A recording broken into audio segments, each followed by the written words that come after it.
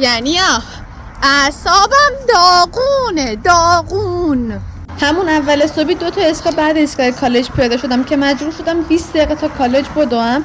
وقتی هم که رسیدم کلاس هم عرق کرده بودم هم کلاس فوق‌العاده سرد بود. این باعث شده بود خیلی حالم خراب بشه.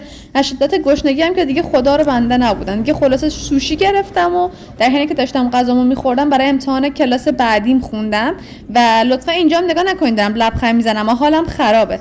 دیگه درسمو خوندم، یکم رو تکلیفم کار کردم و اینو می‌بینید چقدر خوشگل شده. پروژه کلاس انگلیسیمه. دیگه خلاصه رفتم سر کلاس 2.5 ساعت کلاس رومخ. بعد از اونم تازه تموم نشده بود. من همچنان کار گروهی داشتم. از ساعت 5 تا 7 شب داشتیم کار گروهی انجام میدادیم. اینجام دیگه هات چاکلت گرفته بودم، قند خونم افتاده بود و نگاه چقدر خوشحالم. آخه دیگه از کالج که زده بودم بیرون هوا تاریک بود، سیاه، ظلمات. مرسی که تا اینجا ویدیو همراهم بودید.